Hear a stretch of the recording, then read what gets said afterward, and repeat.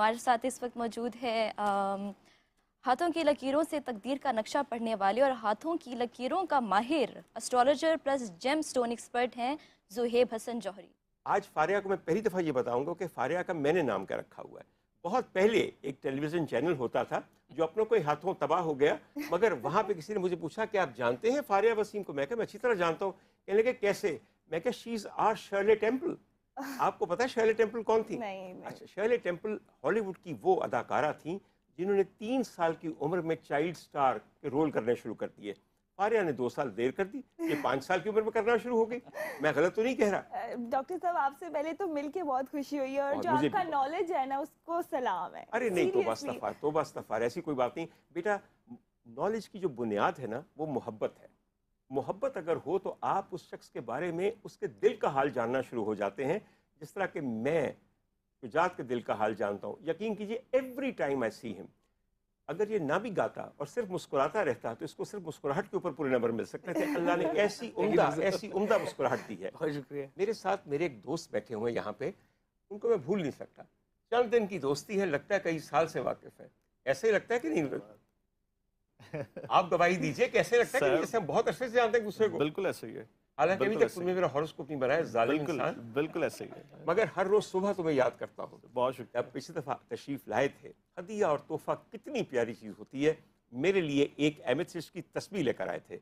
मैं आज भी सुबह उस तस्बीह को पढ़ के आया हूँ और हर दाने पे अल्लाह की याद के बाद उनकी याद आती है जिन्होंने मुझे वो तोहफ़ा दिया।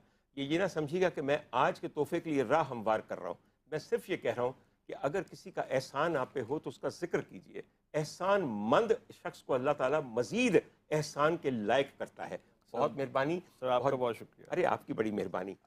इसमें ये फरमाइए, क्या हमारे जो फनकार जो नामवरी के उस दर्जे तक पहुंचते हैं जहाँ पे शुजात आज मौजूद हैं, उनके चेहरे में, उनके माथे की लाट में, उनके सितारों में नज़र आ रहा होता है? सर इसको हम एक लॉ ऑफ अट्रैक्शन भी कह सकते हैं और इसको हम एक इंट्यूशन पावर्स के नाम से भी कह सकते हैं कि इंसान की जो इंट्यूशंस पावर्स होती हैं वो आपके ऑरा को समहाउ बड़ा ब्यूटीफुली प्रेजेंट करती हैं।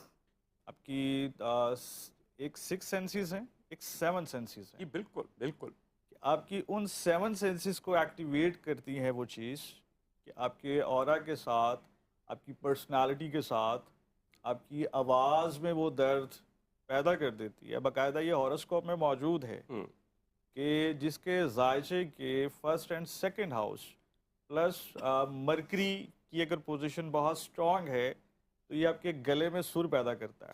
बिल्कुल ठीक है, बिल्कुल। कि मरकरी गले में सुर पैदा करता यस। है। And what about Venus? Venus हम इसको बोलते हैं कि एक बहुत लग्जरी चीज़ों को प्रेजेंट करता है। आपके लग्जरी लाइफस्टाइल को, आपकी पर्सनालिटी को, आपकी आवाज़ को। हम एग्जांपल ले लें, मरकरी आपकी आवाज़ को है और वीनस बेसिकली आपकी प्रेजेंटेशन को। बहुत उम्दा। आपकी उस प्रेजेंटेशन को कि फॉर एग्जांपल हम खूबसूरती की मिसाल क्या लेते हैं? खूबसूरती की बाय द वे एक एग्जांपल है, हर चीज़ जो अपने मिकदार में मुकम्मल है।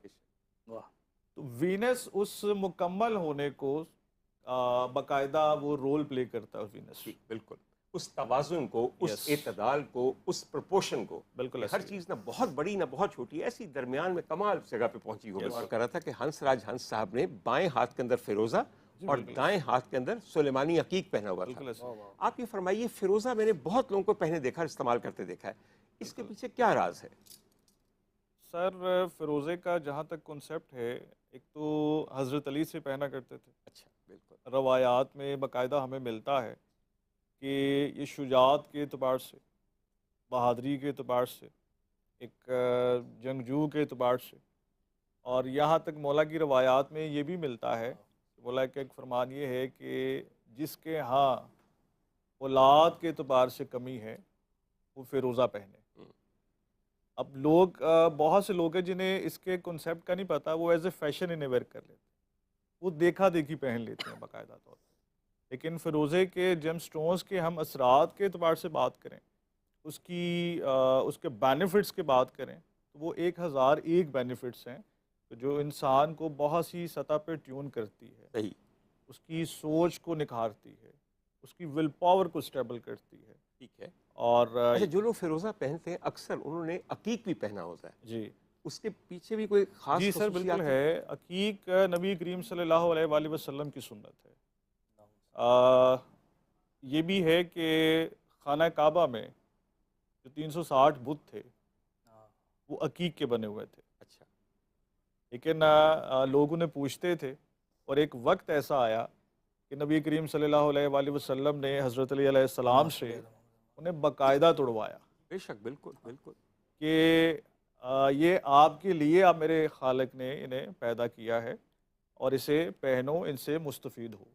ठीक है, तो इसको पूजो मत। अकीक के बारे में है कि सरकार दो आलम सल्लल्लाहु अलैहि वसल्लम की जो अंगश्तरी थी कि उनकी जो एक मोहर थी जिस पे अल्लाह मोहम्मद रसूल लिखा हुआ था, वो भी बाकायदा अकीक पत्थर के ऊपर लिखा हुआ था। चांदी पे नहीं लिखा हुआ था? चांदी की अंगूठी थी, ठीक है।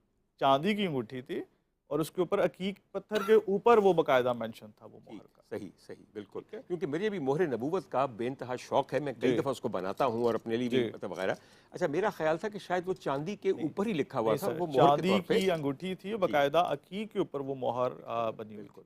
और जब उसका इम्प्रिंट पड़ता था तो लिखा हुआ ऐसे आता था कि बिल्कुल मोहम्मद ऐसे। रसूल अल्लाह पढ़ा बिल्कुल जाए, ऐसे। क्योंकि लिखा मोहर ऐसे। नबूवत का वो जो बिल्कुल। कॉन्सेप्ट उसका अक्स अभी तक मौजूद है क्योंकि मखतूतात नबवी के ऊपर उसकी मोहर मौजूद है, बिल्कुल। जी बिल्कुल ऐसे ही। मगर वैसे तख्ता अर्ज से वो गायब हो चुकी है, उसका पर्दा कर दिया गया, बिल्कुल बिल्कुल। ऐसे ही। अच्छा सर जी, अब ये बताइए सर कि हमारी पाकिस्तान टीम के लिए आपका क्या ख्याल है? कोई पत्थर पहने या पत्थर खाएं? वाह वाह वाह वाह, अच्छी बात है। सर अगर हम ओवरऑल बात करें ना पाकिस्तान के अतबार से, तो पाकिस्तान से रिलेटेड बहुत सी चीज़ें ऐसी हैं जो आगे निखरने के अतबार से हैं। अभी बेसिकली ना रिसेंटली लास्ट 5 to 6 मंथ से कुछ पोजीशंस ऐसी चल रही हैं कि जिस पे इंतहाई काबिल फ़र्द भी अपनी उन एबिलिटीज़ को प्रोवोक नहीं कर पा रहा। ठीक। इसी तरह वो हायर सतह से लेके हाई कमांड के लोगों से लेके वो हर निचली सतह पे वो चीज़ अफेक्ट करती है बाकायदा तौर पे। सही, बिल्कुल। और एक इल्म ये भी है कि कुछ जो एक कोलैबोरेशन है वहाँ पे इल्म की जो एक हैयत है या इल्म का जो सिलसिला है वो मध्यम पड़ जाता है। अच्छा सर, ये एक बात मैंने पूछना चाहता हूँ कि बाबर आजम के लिए कुछ बताइए कि वो कौन सा पत्थर पहने ताकि वाकई वो जो द किंग बाबर था वही शान शौकत फिर से वापस आ सके। I really wish the best for Allah, him. मैं दुआ गो हूँ कि खुदा करे ऐसा नहीं हो। अच्छा। लेकिन अभी उनसे रिलेटेड जो है अवामुन नास के वो पत्थर तैयार रहेंगे बाकायदा। सर जी वो तो रहेंगे, लेकिन फिर भी उनकी बचाव के लिए बताइए कौन सी अंगूठी पहने, उसमें क्या जड़ा हुआ हो। 15 अक्टूबर है वो जी। उनके लिए अगर वो इस हिसार में आना चाहते हैं, इन चीज़ों से वो महफूज रहना चाहते हैं, तो वो एक सुरख याकूत को पहने, सुर्ख याकूत, रूबी जिसे कहा जाता है, और प्लस वो एक ब्लू सफ़ायर को वेयर करें। ब्लू सफ़ायर को पहने। ये दो स्टोन्स उनकी वो एक नेगेटिव जो लेयर है इस वक्त, ये नहीं समझ लें कि उनके तोड़ने के अतबार से वो मददगार साबित होगा। बिल्कुल बिल्कुल सही। क्योंकि उनकी जो एक क्रिकेट से ही रिलेटेड जो चीज़ें हैं, आपके अकॉर्डिंगली शायद वो 2-3 महीने से या कुछ मैच अच्छे नहीं हुए तो वो आपको ज़ाहिर दिख रहा है।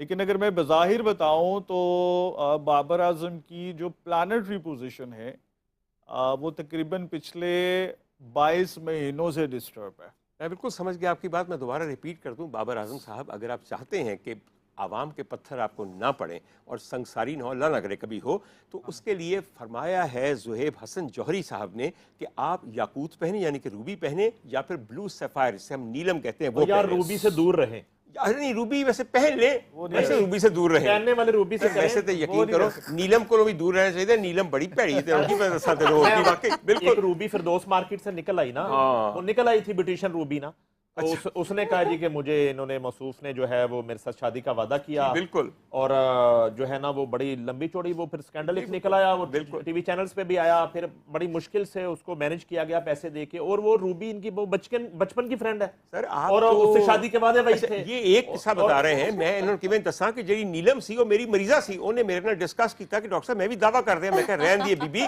तेरा दावा किसी ने मन्ना कि नहीं, तो उन्होंने पूछा क्यों डॉक्टर साहब मेरा दावा क्यों नहीं मन्ना, मैं क्या तेरी शक्ल देख के लोगों ने कहना चल झूठी आगे दस। दूसरा वाकया वो एक प्रॉपर्टी टाइकॉन के जो है ना वो बच्चियों ने यहाँ दो बहनों को तशद्दुद का निशाना बनाया था। जी जी मुझे याद है, घर में आके बिल्कुल वो मार खाने वाली दो बहनों में से भी कुछ वक्त पहले तक बाबर साहब की एक रूबी रही है। अच्छा सर, अल्लाह करे अल्लाह उनको सीधे रास्ते पे रखे। नहीं सर देखें, हदायत तो अल्लाह ताला ने देनी है, मसला ये है कि जब तक आप खेल रहे हैं और मुल्क के लिए खेल रहे हैं तो आपको इन स्कैंडल से, इन चीजों से और मॉडलिंग से और ये तमाम तर जो है ना वो चकाचौंध से दूर रह के परफॉर्म करना चाहिए। बिल्कुल सही। इंडिया जो जीता है, मैं आपको बताता हूं डॉक्टर साहब, दो टीमें खेली फाइनल में, इंडिया और न्यूजीलैंड। मैं जो बड़ी एक आज आपसे बारीक बात शेयर करने लगा हूं, मैं किस तरह देखता हूं, दोनों टीमें जब बनी तो उससे पहले वो दोनों कौमें बनी।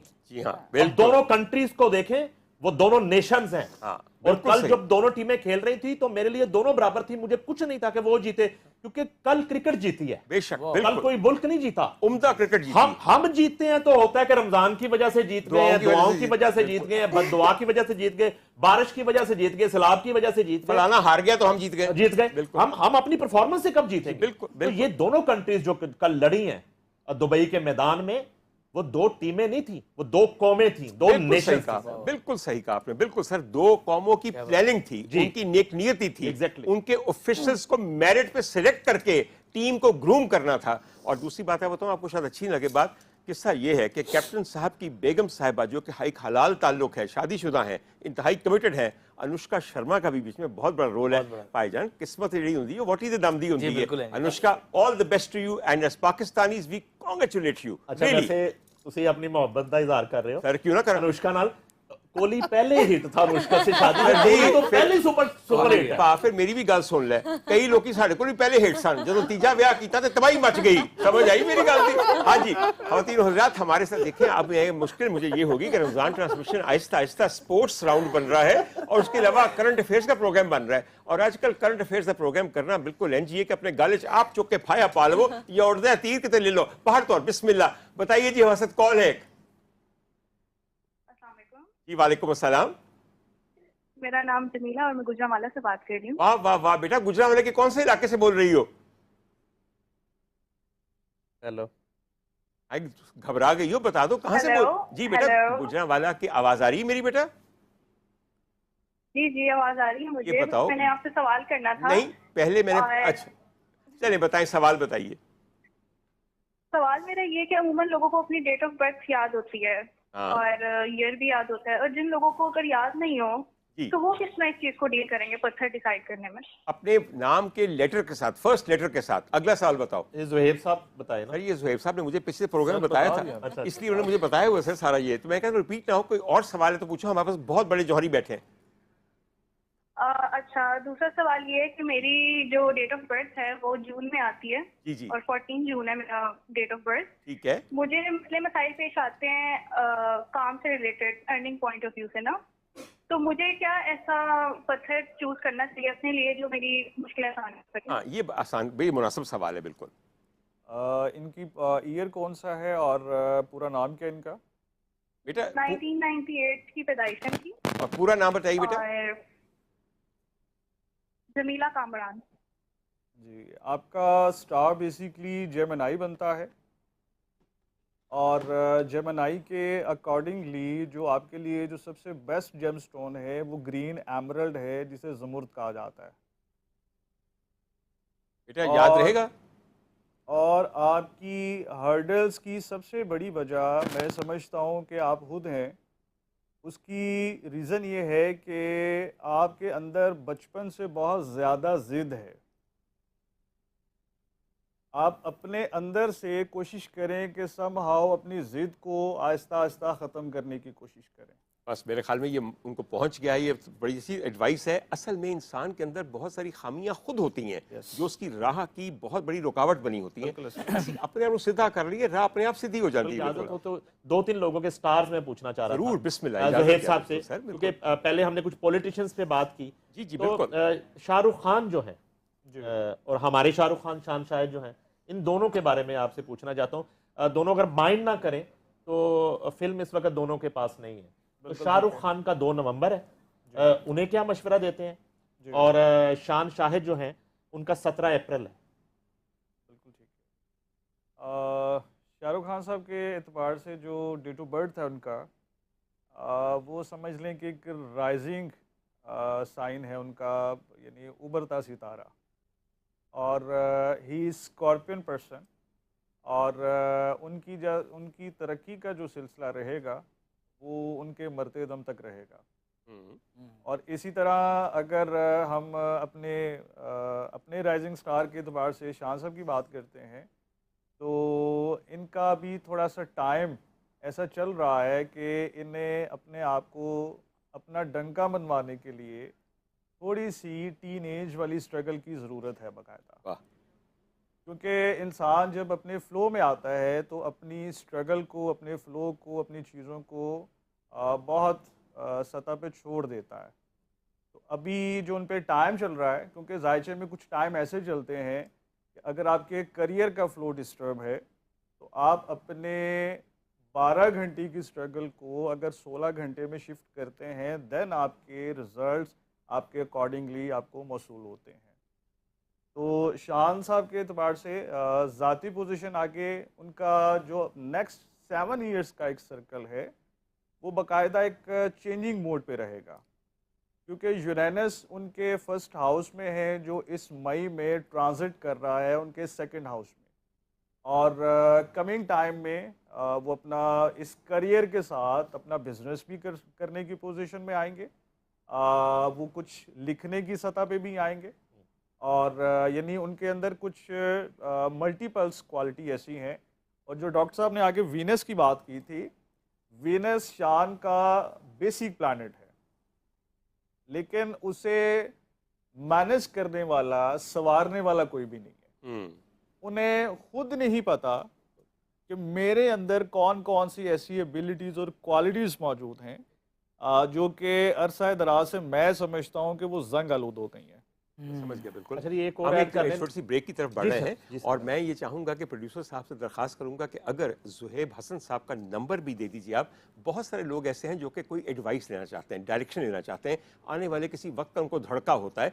जिस तरह आपने बहुत उम्दगी के साथ नईम हनीफ साहब के पूछने पर एक पूरा हॉरोस्कोप की रीडिंग दे दी है शाहरुख खान साहब के लिए, और साथ आपको पता शान के लिए भी मेरे ख्याल में बड़ी उम्दा बात है। मगर नईम, आपको एक किस्सा ये है कि प्रोड्यूसर डर गया, कहते हैं पहले नईम साहब का सवाल होगा फिर ब्रेक होगी, तो पूछिए। राहत फ़तेह अली खान है, उस्ताद राहत फ़तेह अली खान हमारे लेजेंड है। 9 दिसंबर है उनका डेट ऑफ बर्थ।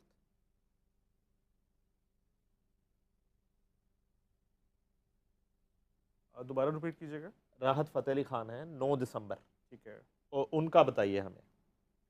सर, एक तो उन्हें अपने जज्बातीपन को थोड़ा सा कंट्रोल करना है, और क्योंकि उनका जो मिजाज है वो आतिशी मिजाज है, और आतिश मिजाज के लोग जो होते हैं वो जज्बाती होने के साथ वो एक्शंस में रहते हैं हमेशा से। तो ये जो वॉइस है ये अल्लाह ताला के फजल करम से उन्हें गॉड गिफ्टेड है, और ये आगे भी रहेगी। और उनकी जो शोहरत है वो भी बेसिकली जुपिटर उनका बेसिक प्लानट है। जुपिटर इंसान को स्पिरिचुअलिटी से भी नवाजता है, उसे उस इल्म से नवाजता है कि जो सबकॉन्शियस से भी ऊपर का है। तो उनकी ये चीज़ें गॉड गिफ्टेड एक्टिवेशन में हैं, लेकिन इस टाइम उन्हें फैमिली के अकॉर्डिंगली कुछ चीज़ों में बहुत केयरफुली रहना है। फैमिली के अकॉर्डिंगली कुछ ऐसी खुदा ना खास्ता उन्हें कुछ परेशानियों का सामना करना पड़ सकता है। इस पे सिर्फ प्रिडिक्शन ये नहीं है कि आप सुन के इस चीज़ को सुन लें, यानी प्रिडिक्शन का मीनिंग है कि आप इस पे थोड़ा सा अपने सदेबाब करें, सोल्यूशन करें, ज़िक्र इज़कार करें, सदक़ात वगैरह की मदद से आप अपनी इन चीज़ों को बहाल कर सकते हैं। और स्पेशली उनके करियर के एतबार से इस वक्त एक टाइम ऐसा चल रहा है कि जो एक खैर और शर वाली पोजीशन पे है। 50% पोजीशन ऐसी है कि जो उनके इस वक्त करियर की ग्रोथ को मज़ीद बूम दे सकता है, और वो टाइम फ्रेम इस 2025 11 जनवरी से स्टार्ट हुआ है। और 50% पोजीशन ऐसी है कि लोगों की बहुत जो उंगलियां हैं उनके करियर पे, उनकी ज़ात पे उठ सकती हैं। तो कोशिश करें कि लोगों के रवैयों से, लोगों की उंगलियों से जिस हद तक अपने आप को महफूज कर सकें, और वो महफूज आप सदक़ात की मदद से भी और अपने पॉजिटिव रवैये से भी आप अपने आप को कर सकते हैं बाकायदा। लास्ट है मेरा मोहम्मद रिजवान, सारा जो है नज़ला मेरे यार बाबर पे गिरता है। कैप्टन जी। मोहम्मद रिजवान है, कप्तानी उससे नहीं हो रही, टीम उससे यूनाइट नहीं हो रही। वो 1 जून है, जी, बिल्कुल उसका जरा ठीक है। देख के बताएं। या तो मोहसिन नकवी साहब से आपकी राय के बाद हम कहेंगे कप्तान बदल लो, तो या फिर ਉਹਦੇ सदके दे के उनको ਉਹਦੀ हालत बेहतर कर लो। बिल्कुल ठीक है। सर सदका पता कि कितना देना पवेगा जी सर, जिन्हों पूछना जे। अच्छा सर, 1 जून सर, मोहम्मद रिजवान। बिल्कुल ठीक है।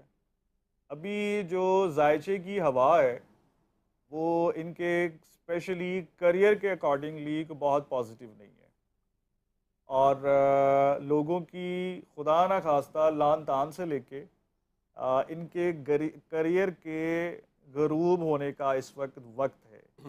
मैं इतनी स्टेट प्रिडिक्शन कभी भी नहीं देता, लेकिन ये इस वजह से दे रहा हूँ कि खुदारा मुल्क के लिए कुछ अपनी एनर्जी को, अपने फ्लो को, अपने पोटेंशियल को इस तरह से प्रोवोक करें ताकि हमारी आवाम जो है इस सैडनेस से कम निकल सके बाकायदा। लेकिन करियर के एतबार से इन्हें एक डबल स्ट्रगल की ज़रूरत है।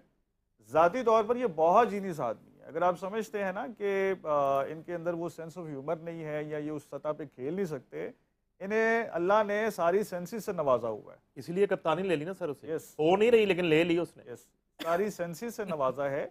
लेकिन ये बेसिकली क्रिकेट में भी अपने आप को एक बिजनेसमैन की तरह लेके चलते हैं।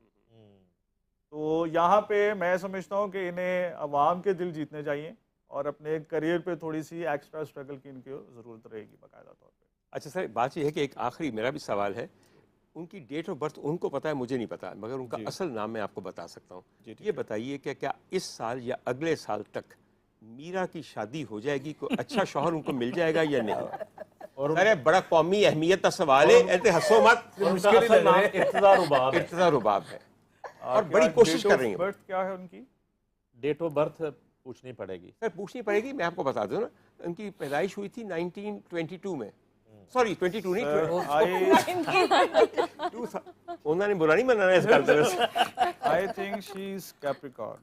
अच्छा जी, शायद सर, लेकिन आप कंफर्म करेंगे, विश हर द बेस्ट वास। आप कंफर्म करेंगे जी जी, तो उसे कंफर्म यानी सर मैं एक्चुअली उनका राब्ता आपसे करवा दूंगा। आप खुद ही उनको पूरा बता दीजिएगा कि क्या करें। उनका असल नाम क्या है? 12 इर्तिज़ा रुबाब 12 मई।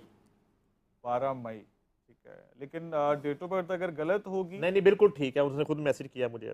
बिल्कुल ठीक है। 12 मई। मैं सर अगर ये 12 मई कंफर्म है ना, तो ये दुआ के साथ प्रेडिक्शन है जी कि ये साल उनकी शादी का साल है। आमीन आमीन। ये तो बड़ी खुशी की बात है, बड़ी खुशी की बात है। और लेकिन फिर शादी का साल है ना सर, इंज ना करो यार, हद हो गई। नहीं तो एक देखे, मैं तो कोर्ट में वो मुबश्शिर लुकमान के प्रोग्राम खरा सच के चक्कर में कोर्ट में मेरी गवाही हुई जस्टिस वाजिद मनाज साहब की अदालत में। आजकल वो गुजरांवाला सेशन जज है।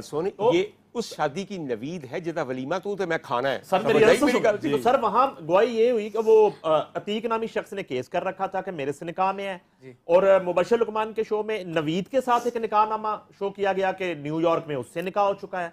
तो मैं कह रहा हूँ फिर शादी की नवीद, फिर उसी वजह से कहा कि फिर शादी की। अच्छा मेरी बात सुनिए, मैंने भी आपको कहा कि ये वो वाली शादी है जिसके लिए आपको अदालतों में नहीं जाना पड़ेगा, आपको इनकी दावत वलीमा में जाना पड़ेगा। गज गज के होएगी, समझ आई मेरी गलती। वो एक मेरी सहेली सी बेचारी, वो गई एक एक्ट्रेस की, सारी बड़ी बड़ी एक्ट्रेस की शादी हुई, तो उसका वलीमा था बहुत बड़ा। तो बार बार ठंडा सांस लें, बार बार ठंडा सांस लें। मैं क्या की हो गया? कहती बड़ी किस्मत वाली है, साढ़े भी निकाह होए सन बंद कमरियां च, क्या सी जे बाहर जाके दस्या ते असीं निकाहनामा पढ़ दिया। अच्छा जी सर, ये जो आप फिर की बात कर रहे हैं ना जी सर, एस्ट्रोलॉजिकली तकरीबन एक दिन में 3 सात रिपीट होती हैं, जिसे हम वक्त ख़ास कहते हैं। वो वक्त ख़ास ऐसा है कि जैसे जुमा मुबारक तमाम दिनों से अफजल है, इसी तरह प्लानिटरी टाइम है जो एक दिन में तकरीबन 3 टाइम रिपीट होता है। और इसी शादी से रिलेटेड बात करूं तो हर इंसान की ज़िंदगी में ये टाइम फ्रेम हज़ारों मरतबा आता है। अगर कोई इस कैलकुलेशन का माहिर है या अल्लाह ताला ने जिसको अता किया है, हम इस तवस्सुल से अपनी बहुत सी चीज़ों को जान सकते हैं। यानी इंसान के इख्तियार में मैं समझता हूँ कि वो अगर इस टाइम मेजरमेंट को कैलकुलेट करना चाहे या कर सकता है तो वो इसके ज़रिए बहुत सी शादियों को कर सकता है। और लास्ट में जो मीरा जी के एतबार से है, ये बेसिकली एक तो ये साल इनकी शादी का साल है, ये भी और दूसरा इनको थोड़ी अपने डिसीजन में अपने उस पर थोड़ा सा मजबूत रहना है, क्योंकि इनके फैसले में बहुत सारी चीज़ें अप एंड डाउन्स का शिकार रह सकती हैं। यानी ये हम फैसला उनके बिहाफ पे कह सकते हैं कि अगर वो चाहें तो ये साल अल्लाह करे कि आपकी बात वो बिल्कुल साबित हो। देखिए मेरी बात सुने, मीरा है हमारी बहुत बड़ी अदाकारा है, हमारी दोस्त भी हैं, हमारी मतलब बहुत करीबी हैं, और मैं वाकई ये चाहता हूँ और हर लड़की के लिए चाहता हूँ कि उसको ज़िंदगी के सही मकाम पे एक बहुत अच्छा शौहर कफ़ील के तौर पे मिले, जो उसको कहे कि बीबी आओ मैं तुम्हें अपने घर बिठाऊँ, तुम्हारा दिल करता है काम करो या नहीं करना करता तो ना करो काम, मगर मैं अब तुम्हारा जिम्मेदार हूँ। इससे बेहतर चीज़ हो नहीं सकती। और हमारी जितनी भी परफॉर्मिंग आर्टिस्ट हैं, अगर मैं कामयाब लोगों को देखूँ तो वही हैं जिन्होंने ऐन निस्फुल नहार मकबूलियत के किसी का हाथ पकड़ के घर पे बैठ गई। कितनी मिसालें मैं आपको दे सकता हूँ, और आज वो सबसे आसूदा ख़वातीन हैं। ख़वातीन हज़रात, आपने भी मीरा के लिए दुआ करनी है और उन सब बच्चियों के लिए दुआ करनी है कि जो शादी करना चाहती हैं और वाकई अल्लाह ताला उनके लिए शादी का खुशी का मौका लेकर आए। बेशक पहली दफ़ा, दूसरी दफ़ा, तीसरी दफ़ा, फिर मगर कुछ ऐसियाँ भी ने जड़ियाँ बददुआइयाँ हुई ने, मगर की किया जा सकता है। नईम साहब ने फ़ौरन ऐसे ना ख़वातीन हज़रात, मैं सब लोगों को बता रहा हूँ, अरबी जो ने भी शादी का जिक्र किया है, हजूर वाला तमन्ना का हसूल तमन्ना की मौत है।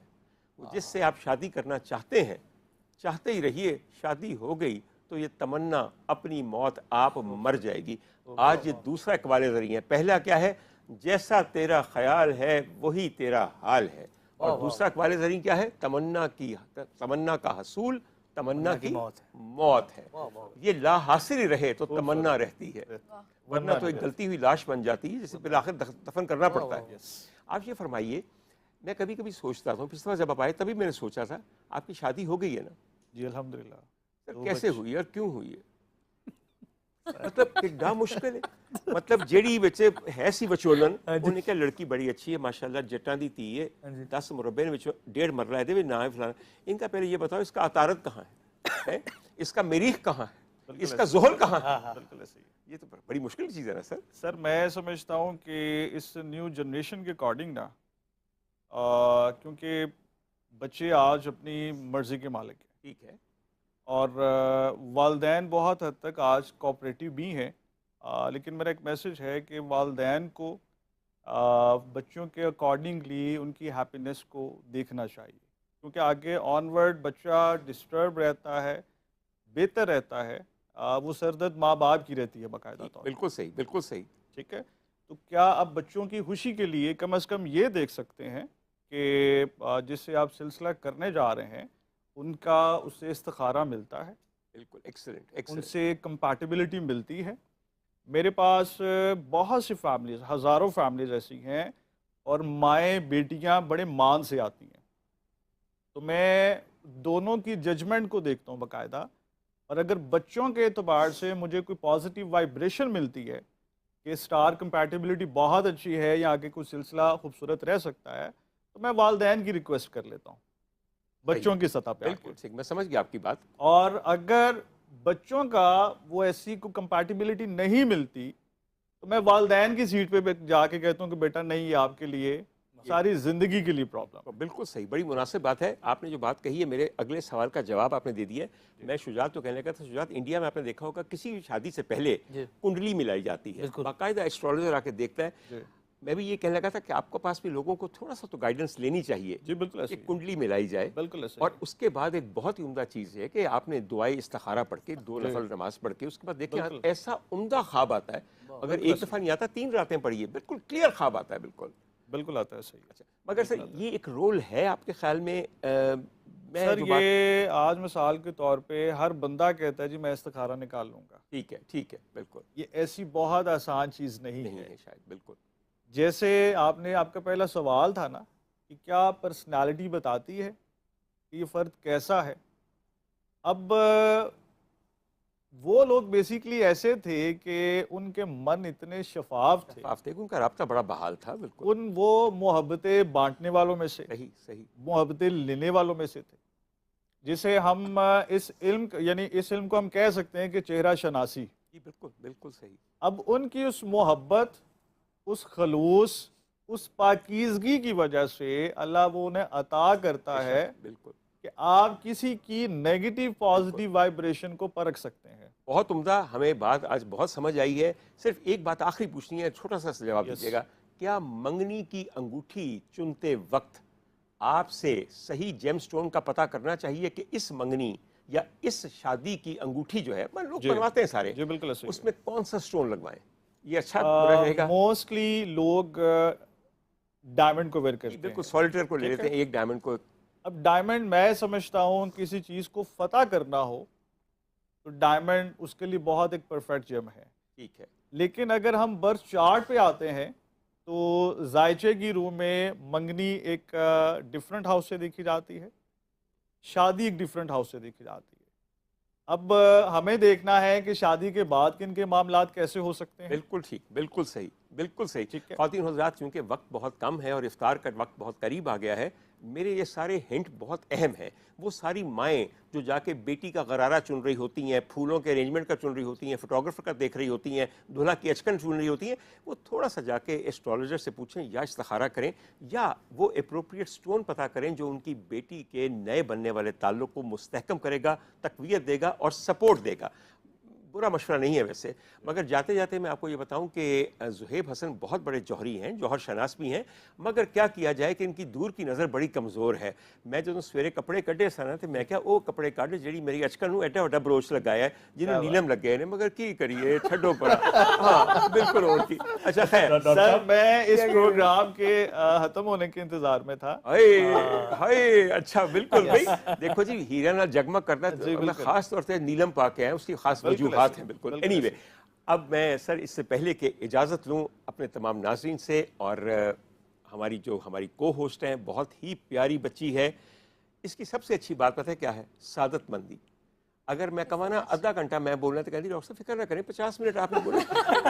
आज का दिन तो बहुत ही उम्दा है, बहुत आला। मैं आखिर में जाते जाते शुक्रिया के साथ नहीं ये चाहूँगा कि एक और चीज़ शुजात को कहूँ। जी सर, मगर थोड़ा सा एको कम कर दें, आवाज़ बड़ी ज़्यादा डिस्टर्बिंग आ रही है, थोड़ा साउंड वालों को कहें मैनेज कर लें थोड़ा सा, ठीक है जी? दादाजी के जिक्र हो रहा है काफ़ी, उनकी मैं जाने से पहले सुनाता हूँ। वाह, बाबा बुल्ले शाह की काफ़ी। बिल्कुल।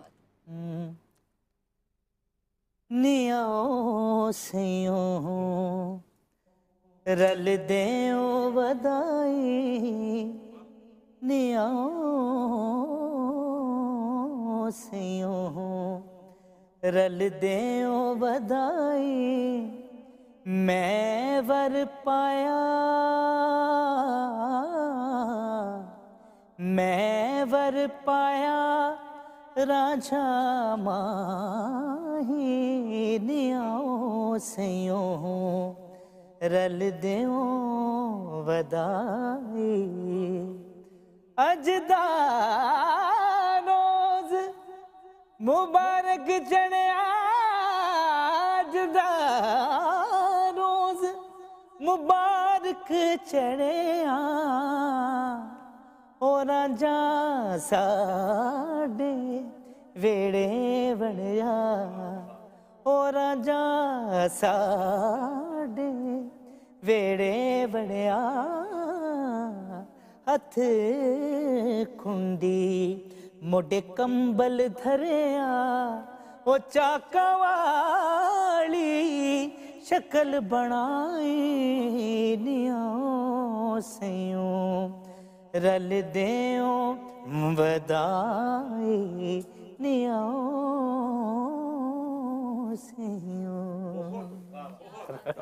उम्दा, बहुत उम्दा।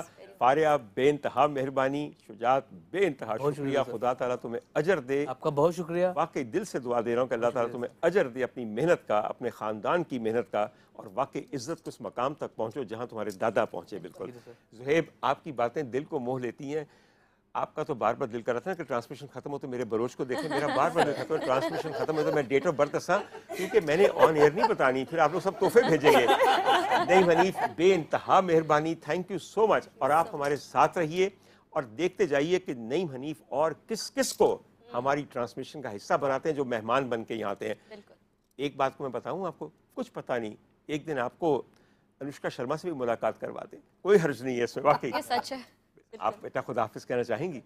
आप सबको रमज़ान मुबारक। अपने वालिदैन के साथ रोज़ा गुजारिए और हमारे चैनल को लाइक भी करिए, सब्सक्राइब भी करिए, और हमारा जो है रमज़ान ट्रांसमिशन इसी तरह देखते रहिए। हमारे नए नए चेहरों को देखते रहिए। अपना बहुत सारा ख्याल रखिए। खुदा हाफिज।